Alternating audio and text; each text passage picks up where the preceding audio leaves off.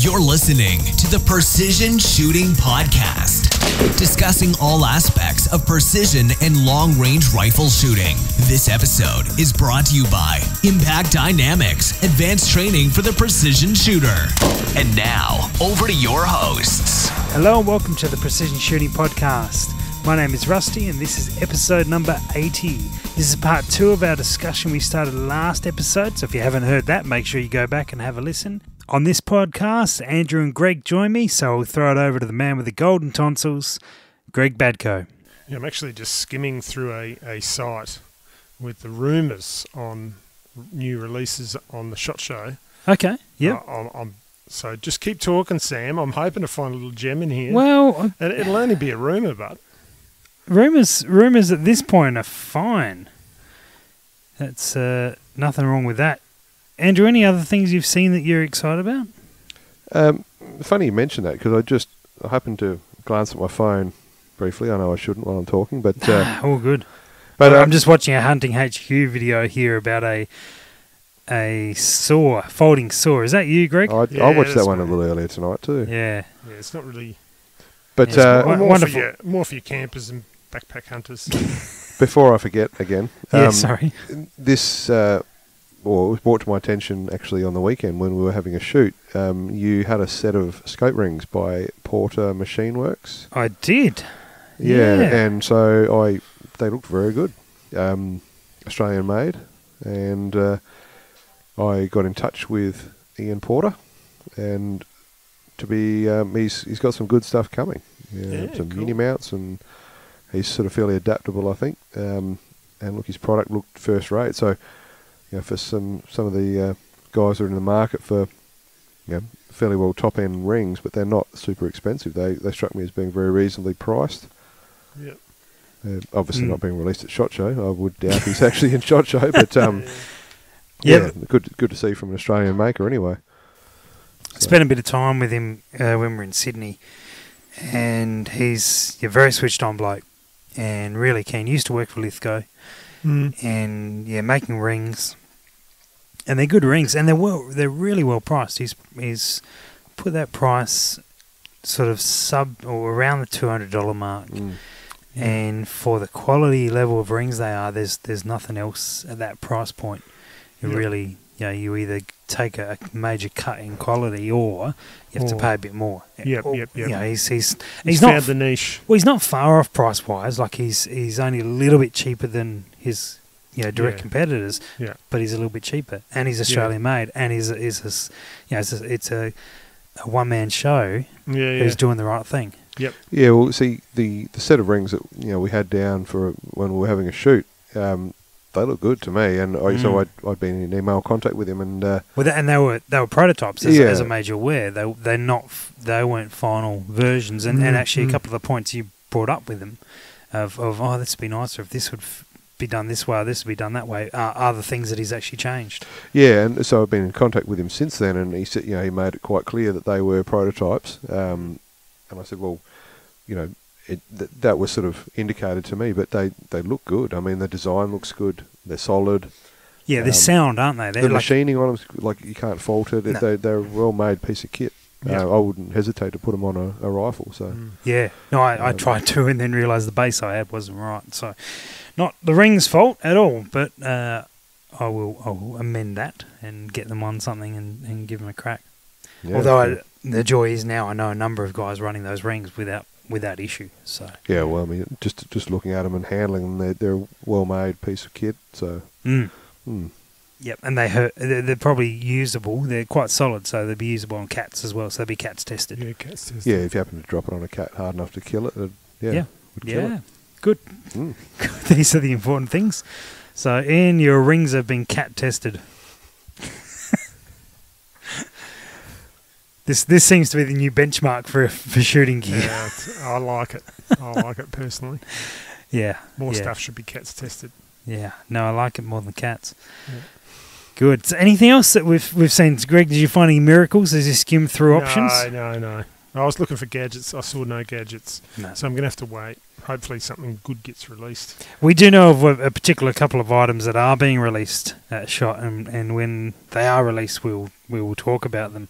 But they look very, very exciting. So we shall hold on to that until we do our post-SHOT show reviews, or we start sharing stuff through it. So make sure, if you're not on our Facebook page, make sure you like our Facebook page, because no doubt there'll be bits and pieces there. But as I said, 8541 Tactical, 6.5 guys, and probably Precision Rifle Media. They'll be all over it. Yeah, they'll be over. And there's plenty of other people who are there and sharing stuff. So I know Nick from Ignition Custom Engineering's there. So I don't know if he's going to be posting stuff, but it might be worth following as well. Yeah, okay.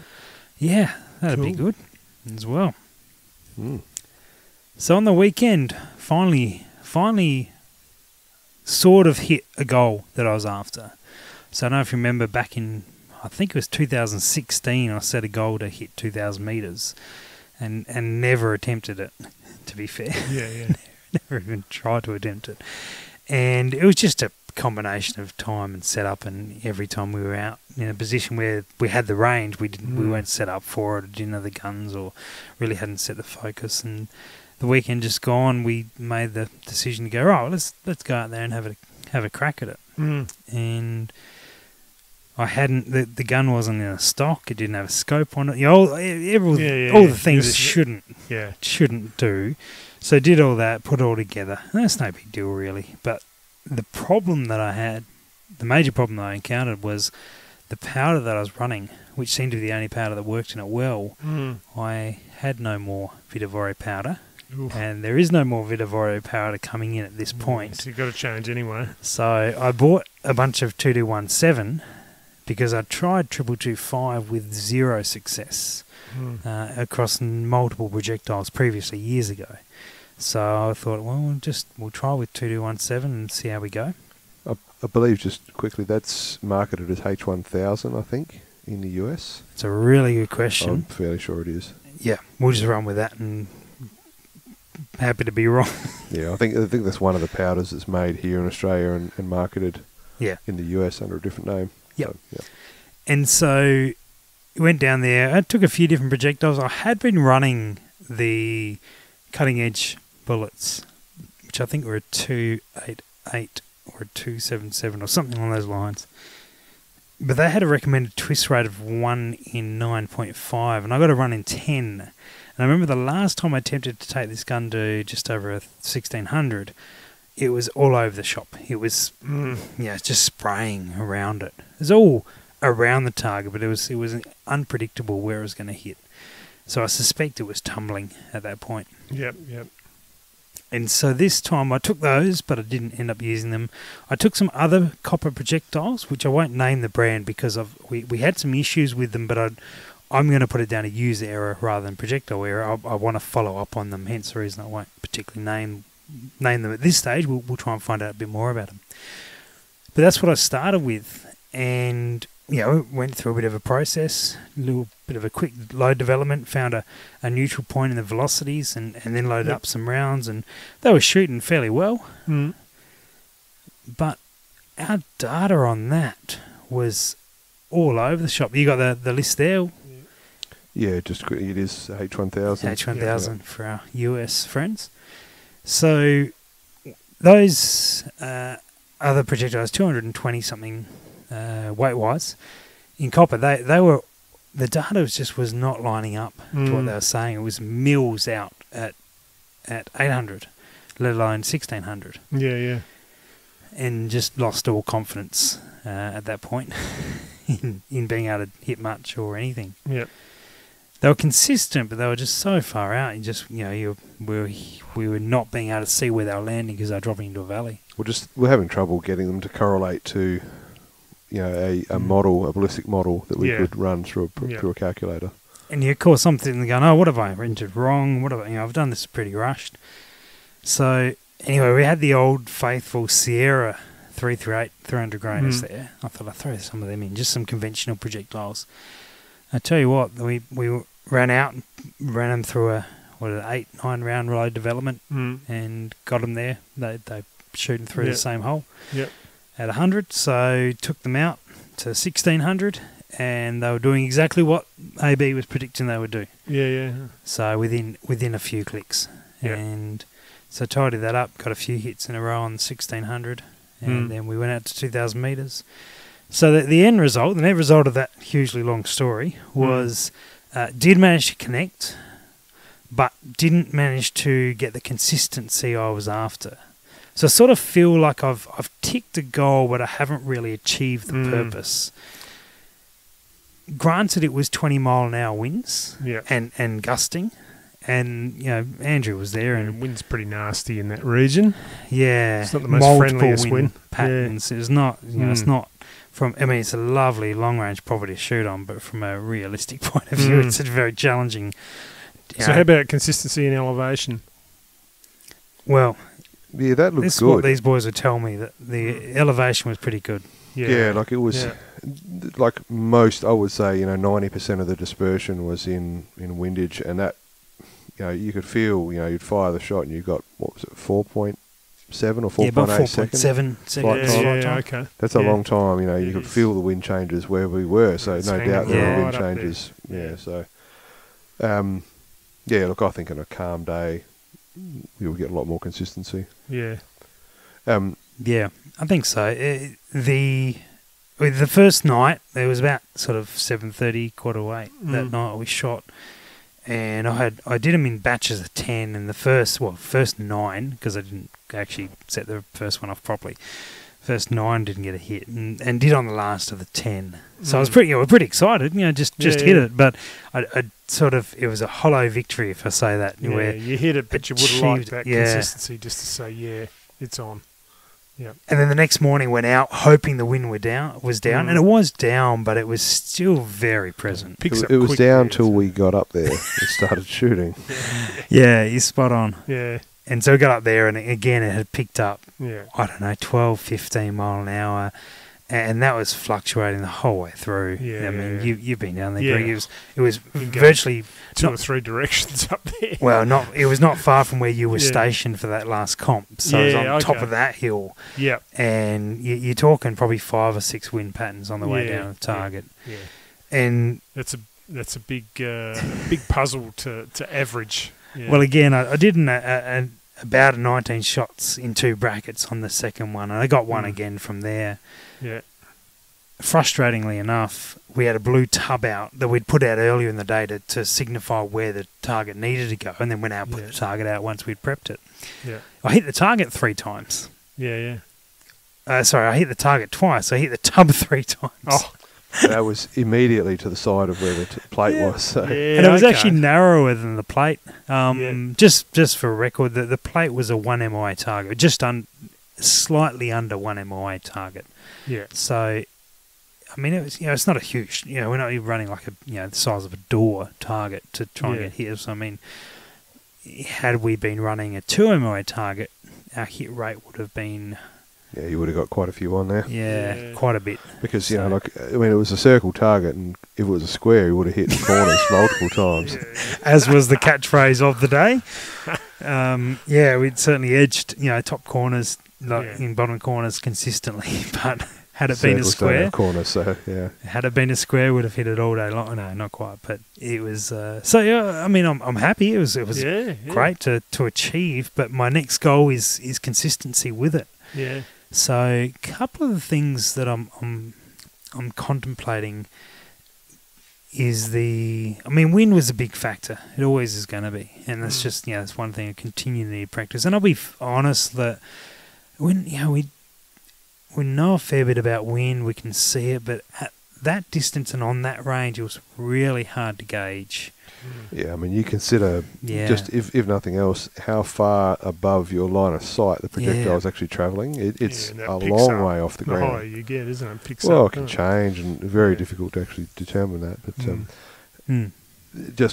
it's jogged my memory. There was an article I saw earlier this week, I think it was, or maybe late last week, about a 3-mile shot that was made in the US. And that was the one within 10 shots? Yeah, they hit it on the 8th round. Nice. Yeah, with a 408 shy tack. Huge elevation. What sort of grains they throwing with those things? 450 grains. Yeah, so I think I didn't read the full detail of the article, but I mean these guys were set up well, and I don't know what the base was they had on the rifle, but it was enormous. I mean, it was raised, 10 or 12 inches above the top of the receiver just to get the elevation it needed. So to point down the barrel bad big time. Yeah, I'd like to read a little more into that. I mean, that to me, that's good. If they can hit it within 8. Yeah, that sort of range. It's a long way. Yeah, it's a long way. A lot of variables. Not too far off 5 kilometres. Yeah. So yeah, I mean, look, that I believe it was in a sort of a desert type area, on a fairly flat country. Yep. Which would help a lot. Yeah. Because you get a much more consistent wind across the distance, wouldn't you, or close to? You should. Yeah. I haven't actually shot in that really flat kind of country before. 99% of the shooting I've done has been in hills. Undulating. Yeah. Where you've got multiple gullies that shoot over, and that creates a lot of different wind patterns. Yeah. But having said that, I don't think that actually makes it sort of in any way, shape or form easy for them. It just maybe makes the wind a little more predictable. Yeah. But that's a long way. I'd have to check the flight times, but it'd be well over 10 seconds. You're probably talking 15 seconds or more. It's a long time for the bullet to be in the air. That makes a lot of sense to try and take those shots in a place where you can get consistent wind rather than complicate matters, We're just suckers for punishment, aren't we? Yeah, I know. I know that area well that you do most of your shooting, Sam, and it's that wind profile is pretty complex. Yeah, at times, and it's just rarely consistent. Is probably more to the point. And that's probably the main thing to work on, particularly with that distance. And we don't use wind flags or anything like that. It's purely observation. There's some areas that are real difficult to observe. But that'll come in time. Yep. The other aspect that I really think just needs the attention is reloading. Yeah, okay. Yeah, it's just being really consistent as possible. My SDs are a bit higher than I wanted them to be. They're probably sitting around 8 on that load. And that load was thrown together. Those Sierras are good, but I know that perhaps I had a lot better SDs when I was running the copper projectiles because they're a much more consistent projectile. So whether or not it'd be worthwhile to trim the projectiles so they're a little bit more consistent from projectile to projectile, because I certainly noticed that. You look at the top of them, you go, these are all over the shop. Yeah. And so I suspect there may be an element of that. And I actually noticed when I went from those 220 odd grainers in copper to the 300 Match Kings, I was starting to feel in the shoulder. So the 220s, the recoil of them, I mean, it's, it's a heavy gun, muzzle brake, all that sort of gear. And the recoil of the lighter projectiles, we were talking about it as sort of feeling like a 308. It's not really wasn't concerned. Bumped up to the 300 grainers. It's like, hello. Yeah, it certainly woke me up. In fact, I'm touching it now. I'm still a touch tender from it. Yeah. So that's something I noticed specifically, and hopefully it didn't put me off too much. I think I copped it rather than did that. I probably did a little bit lighter touch from the gun. So do you think with a little bit more recoil than normal, you're controlling that recoil? Are you happy with the way you're controlling that recoil? I think so. I could think you're pretty happy with your position. A couple of shots I can certainly tell you that I was unhappy with what I did. Yeah. But they were, I picked that one there. So I think pretty happy. Yeah, because the reason I say that I've recently gone from muzzle brakes on everything. And I'm talking varmint shooting here. I'm not talking long range. Yeah, even your 22 Norinco. Yeah. Yeah, for your CAT. That's a beast. Test it on CATS, that's a beast. See if it got surface rust. But I've gone from a quality gun there. Yeah, it's a ripper.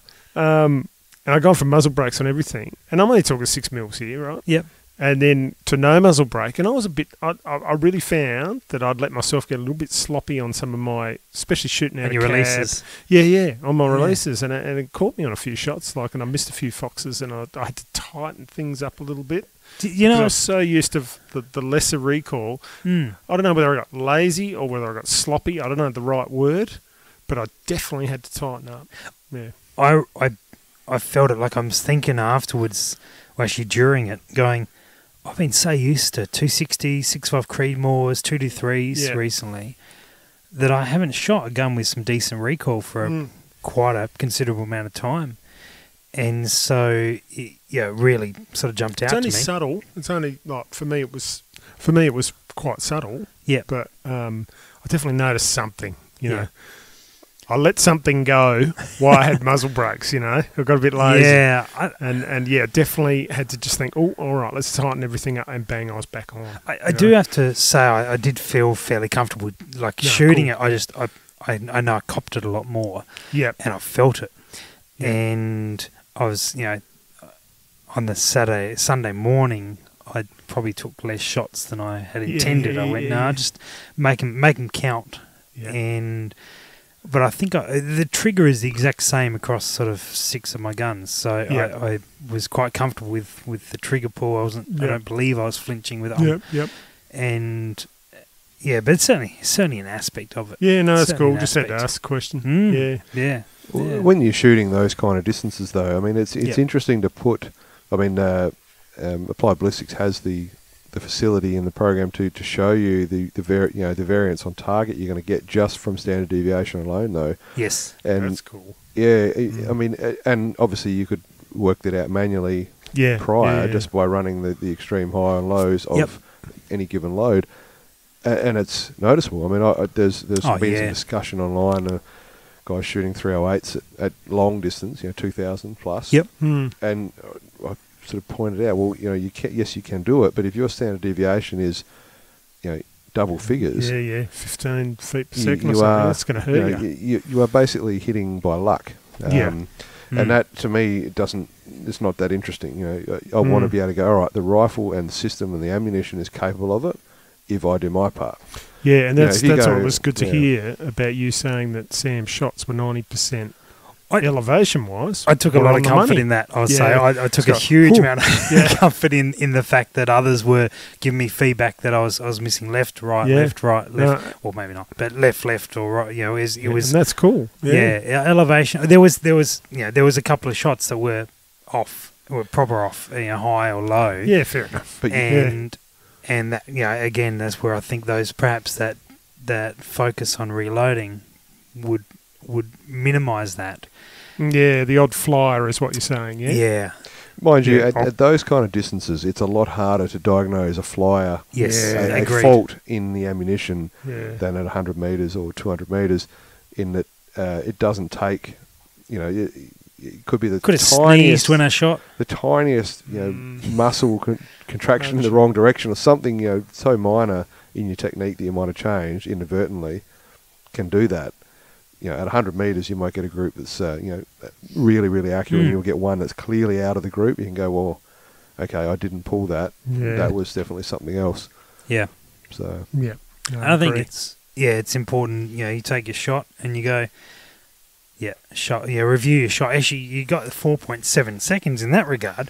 Yeah. Review your shot in that period, and you go, everything's felt right. In fact, actually, the first shot that I made, that I hit, I shot and I released and I went, oh, something didn't feel right. And I've broken, I've gone through this thing we do, we sort of shot assessment through and went, you know what, actually everything ticked boxes. I just perhaps was lacking the confidence on that shot. It was the last shot for the day, a bit nervous about it. Yeah.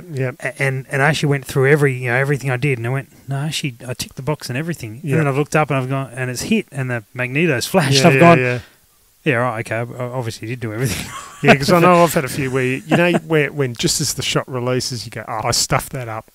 And you sort of straight away know. Yeah. But sometimes it hits the target.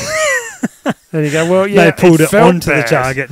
I felt bad, but it still went down. But most of the time, it goes off. You've sent a flyer. Normally. But yeah. You see, that's the thing I found when you're shooting those really long distances. Everything can be fine. If you've got a perfect load developed, and your technique's good, you just get that left to right dispersion, and there's nothing you've done with your technique that's the problem. It all comes down the wind. Yeah. I mean, some years ago now, I shot on a property down near where we were, and we had a target set up at just over 2,000. It was 2,225 metres, and ironically, I actually managed to hit on the target with my first shot. Yeah. With an untested bullet, we zeroed it and ran the ABC, and it happened to work. Nice. And then, we got several more hits, but everything was on the same wind, same elevation. It was just left to right. Left, right. And yeah. when you're talking more than 4 seconds in the air, it's tough. There's a lot of luck involved with it, to be honest. It There's is. so many things that are very difficult to measure. And look, it's ironic actually, where people think that. Yeah, where people will go, oh, it's only 4 seconds. It doesn't seem like a whole lot. But I tell you what, if we left it quiet for 4.7 seconds on this podcast,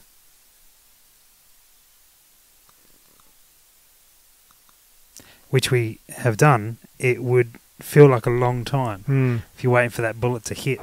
And it does take a considerable amount of time. One of the things you just mentioned, though, was having a perfect load development, and I think I was far from that. I don't think I'd managed to bring the SDs down. I managed to bring the velocity consistency down. You seemed to perform reasonably well, given that you didn't get to do the amount of data collection you wanted to. But I think I might have said 8 before, but I think I ran 12 rounds to get down to that node. Yeah, I ran a whole lot more than that. But anyway. Well, it was that's a awesome. Bit of time pressure, to be fair. Yeah. And so we only ran a few, and I think we try and do our best to grab the node fairly quickly. Yeah. And I think I was real close, but I think perhaps I could have gotten a little better. Yeah. So that's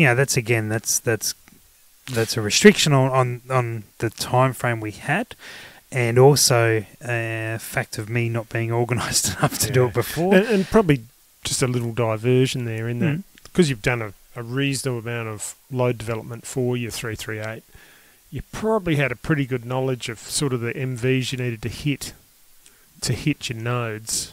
No. So when you change powders... Oh, honestly, no. Did that help you narrow down the amount of shots you needed? No. Or no? It's just too many years between drinks there? Too many years. I think the last time I did load development on this gun would have been 4 or 5 years. Yeah, okay. Yeah. And I can't remember what I did yesterday. So. I keep records enough to know what to load. Yeah. That's about it. Yeah, cool. 338 caliber projectiles. Yeah. That's and good some stuff. powder behind it.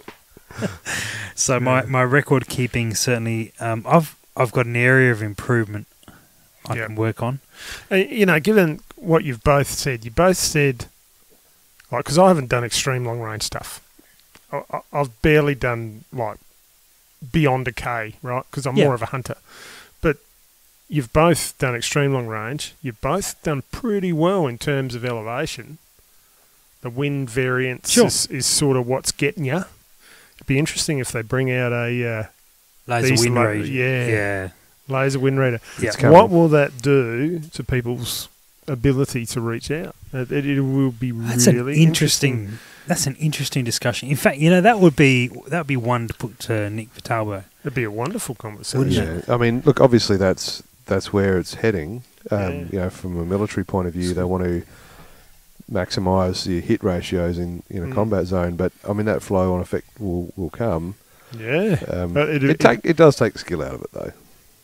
Well, do you know what? We've had there's this a few chains of thoughts. Like for me, I think, my God, and I think for Sam, it's the most ultimate training aid you could get. As a training aid, absolutely. And from a military perspective, when you're sitting there with a spotter and you've got to improve your hit percentage, your first time hit percentage. You will.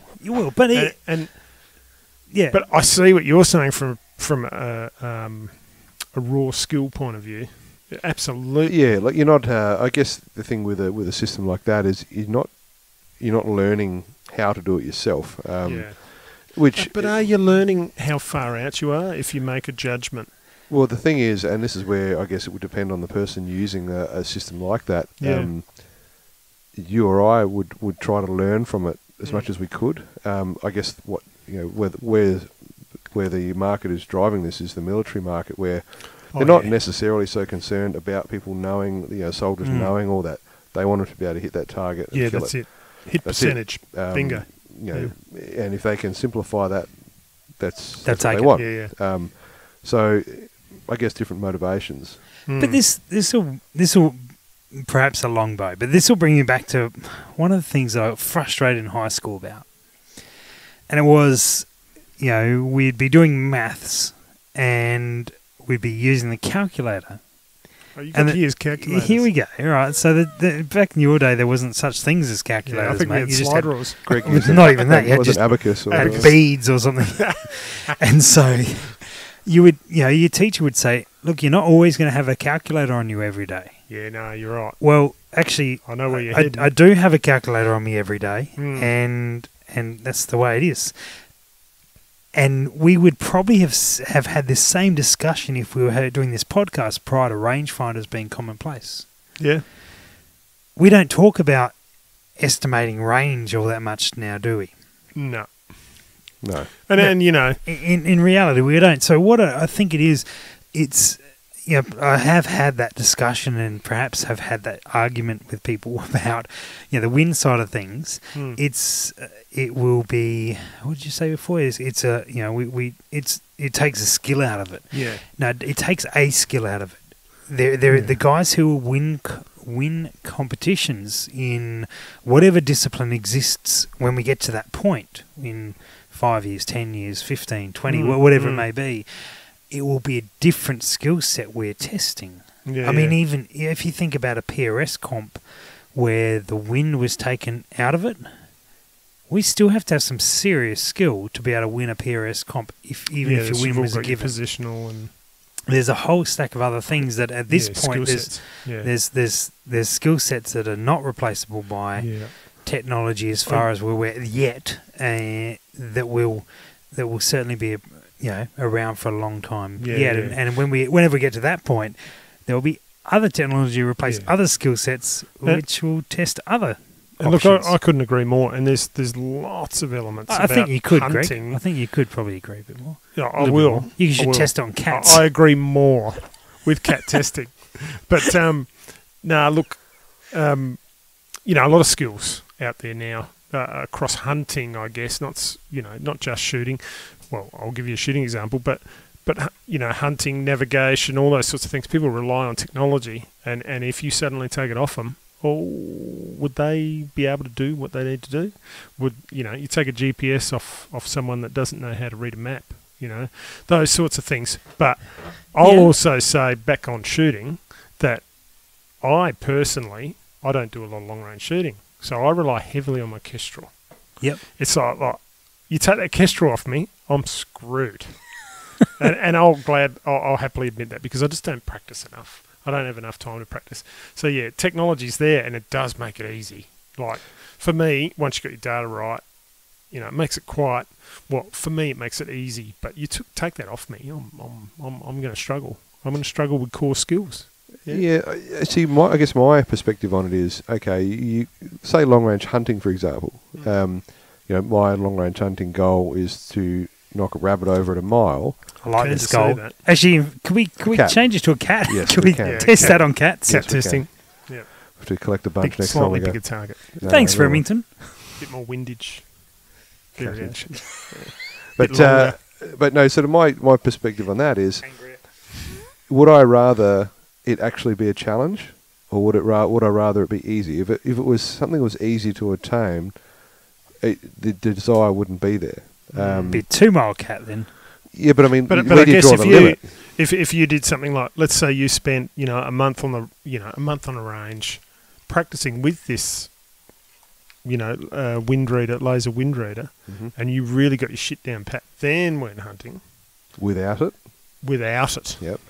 Do you really feel that you would have learned a lot? And absolutely, and that is where I see its purpose in sort of where I'm looking. Yeah. But if you were to use it for everything, for hunting included, it's almost... You almost have to call it an assisted record. Well, it sort of it comes down to the thing of, why are you shooting long range if you are taking those particular aspects out of it? Because I don't know about you, but most places I've ever hunted, if you want to get closer to the animals, you can.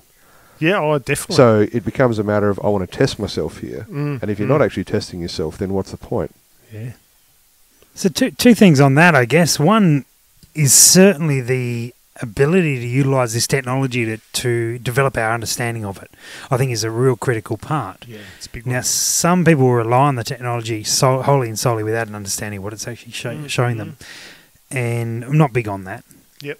I'm big on understanding it and utilising technology to be able to understand it. So if I got given a gun and a cartridge I wasn't super familiar with, I think I'd be able to get some good data out of it relatively quickly using the same process, perhaps without having full access to details. It might take me a few more shots to get on target, but because I've practiced so much with the technology, I understand the process it goes through to be able to calculate that. And I think the same would be with a wind reading, but inevitably we can't sit here and say, oh well, it'll take the skill out of shooting, because we end up like those blokes who are around now who are old and stuck in their ways and saying all of the stuff, muzzle brakes are no good and this and that, because we then end up sort of staying stagnant in our point of time.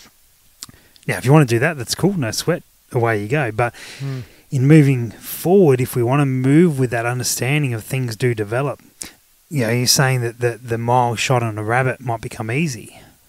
It'll become easier. So if we go back, though, if we go back far enough, people wouldn't have dreamt of taking deer at 1,000 metres. And now we see it as commonplace.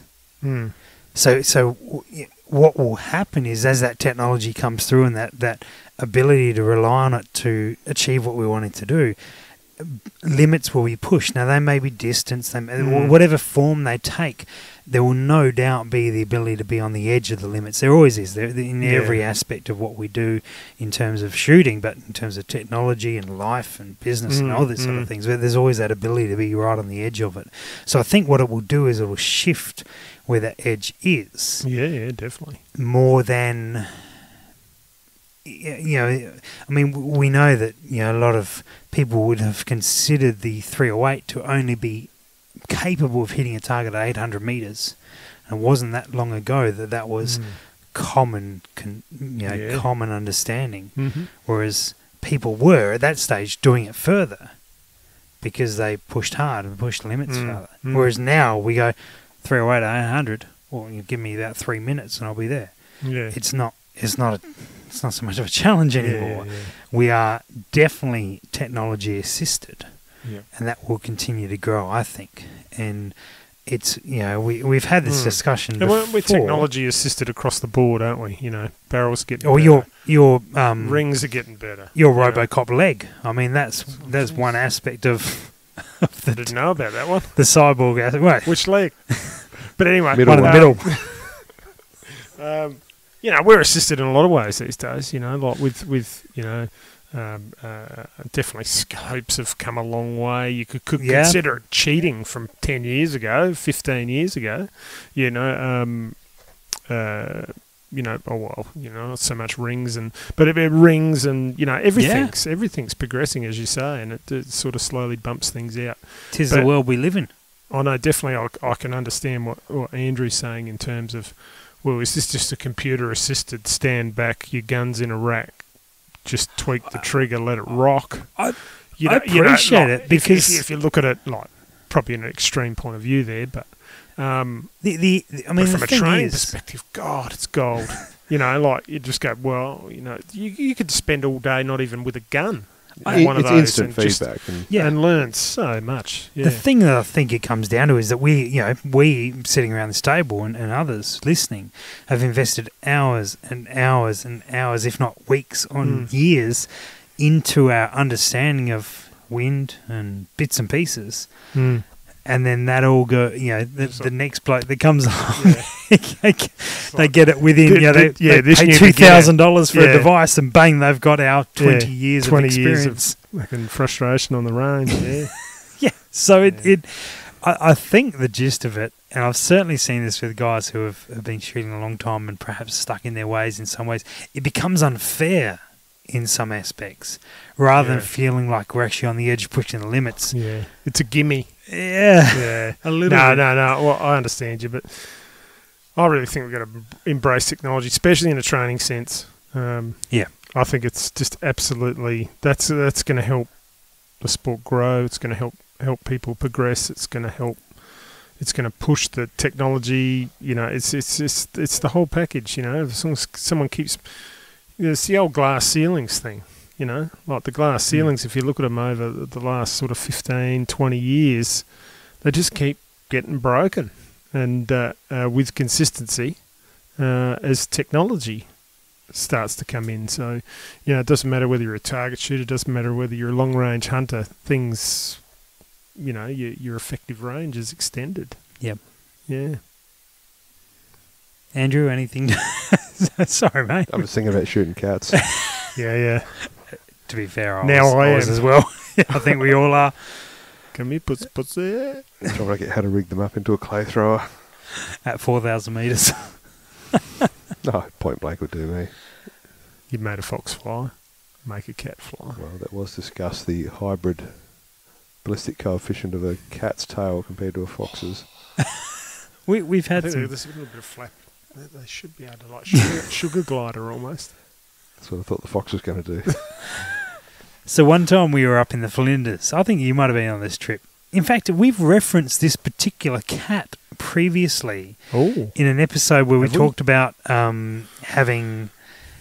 I reckon it was the Varmint PRS episodes where we talked about this particular cat where we had 2 cars on this cat. You remember this cat? Oh, yeah. Right, so I'm with you. The follow-up of that very memorable. Is I mean, people listening who are hunters will know about rigor mortis, and we laid this cat out.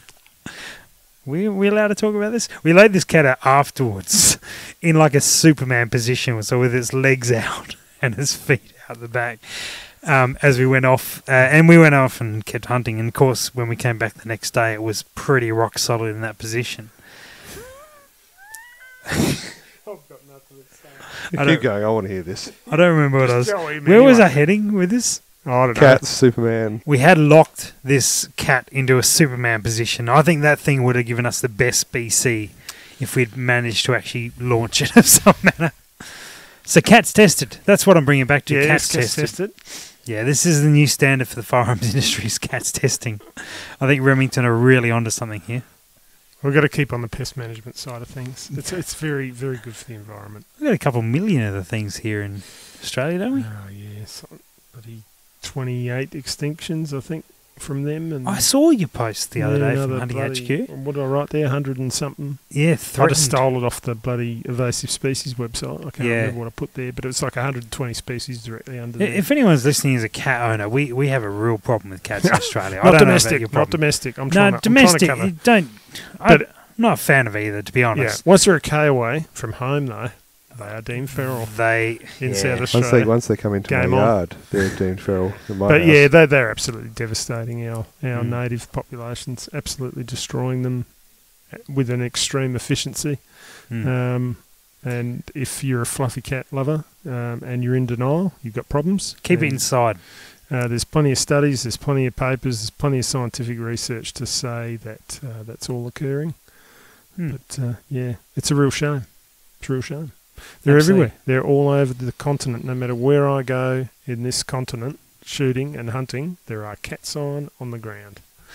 Everywhere. So I've got one more question for you, gentlemen. Yeah, cut that. This year? I'm not cutting it.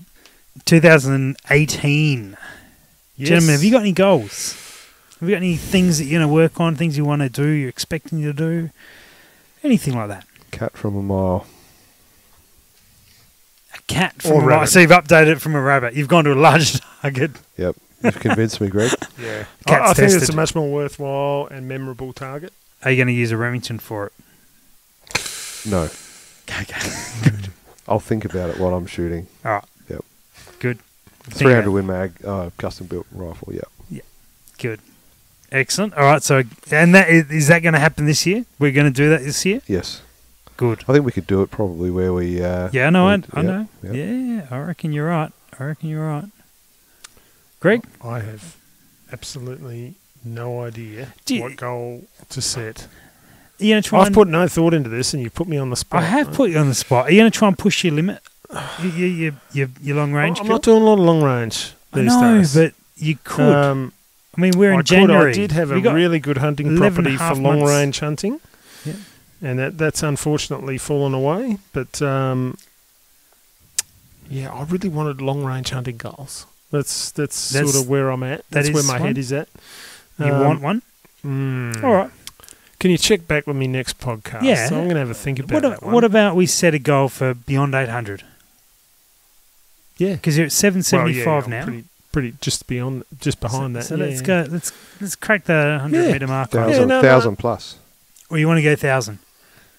Well, I'll take both. I'll take yours as a primary and yours as a secondary. Yeah, all right. Let's go. You've got to get beyond 800. Yeah. It'd be nice to get to 1,000. Yeah, no, an 800-metre kill would probably put a big damn smile on my face. And then, if I can do 1,000, I'd be even happier.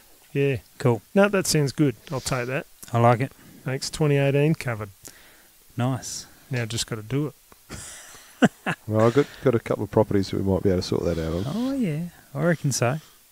Hopefully I get to witness this, was it 1 Mile Cat? Don't worry, I'll make sure you're there. Yeah. I've got a 60 times zoom optical camera that could see probably all the capture detail. Nice. So if anyone has a cat that don't want any more, Feral. Send it in. Feral, just take the send it in. Send it in. Andrew's address is care of Badco Industries. Send it to any one of his companies, and we will end up with it, no doubt. So I think I'm gonna go again with a 2,000-metre shot. Yeah, just trying but to get I'm going to get. What do you think? What do you guys think is a 1 MOA target out of 10 shots? 50% hit rate. I'll give you 3, and Well, you can't get a 50% hit rate with 5 shots because that would be hitting it 2.5 times. Out of 10. Out of 10. So out of 10, and you put your hands up for 5. I was going to say, out of 5 shots, you have to hit it 3. 3 out of 5. 60%. 60%. Jesus. I'd give you a high 5 at 3. You give me a high 5 right now, wouldn't you? Yeah, pretty much. There we go. Let's try that again so it comes through on the mic. Yeah, that was pretty. There we go. I missed. That's going to cost you, Sam. It's expensive. I know my probably word doesn't quite ring as high, but I'll give you 3 out of 10. I reckon that's pretty cool. 30%. At that distance, that's I know you want more. I would imagine if we had actually gotten out of bed a little earlier.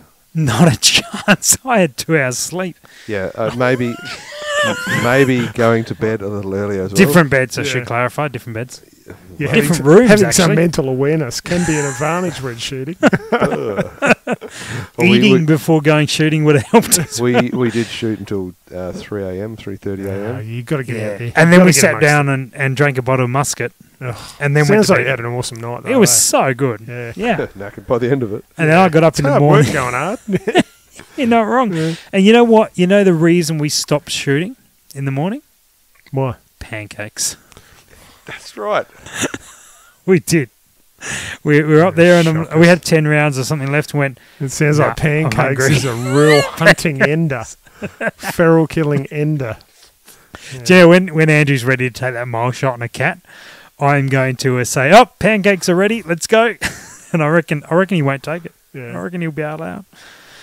It'd be good. Nice. Look at that. So, anyway, that's the goal. All right, what are we setting the goal at? 50%. 50% hit rate 50% at a 1 MOA awesome, target man. at 2,000. All right, give it a crack. Can only try. It's probably going to be another 3 years before I get another opportunity. That's right. Spare time wise. A 1 MOA size cat at 2,000 metres is going to be a big cat, though. We might have to tie a few together. Need to start feeding steroids into Fluffy. But,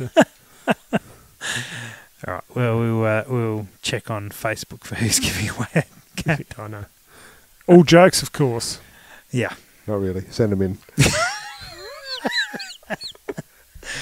I reckon that might be it, guys. We've run out of Jack Daniels tonight. The bottle's empty, so we shall thank you guys for listening. Again, really appreciate it if you jump on Patreon and these episodes where we are all here together and in the studio, for lack of a better word, although we're outside tonight. We'll be live broadcasting until our computer messes up like it did tonight and stops halfway through. But for anyone on $2 or more, we're going to be live broadcasting, and we really appreciate it. It is going to go into some equipment so that when we do bump the mic like this, you won't be hearing it as much, which we're hoping will come through shortly. And we'll be able to offer you some exciting podcasts and bits and pieces from around the country with a whole stack of different guests with interviews from international as well. So, guys, thanks heaps for joining us for the this time round. Greg, Andrew, thanks for coming in. Cheers. Always a pleasure. Thanks all. And we all get to stumble home. All right, gentlemen. Cheers. Thank you. Cheers. Thanks for listening to the Precision Shooting Podcast. To continue the discussion, check out our Facebook page. And for more information, head to our website, www.precisionshootingpodcast.com.au. This episode was brought to you by Impact Dynamics, advanced training for the precision shooter.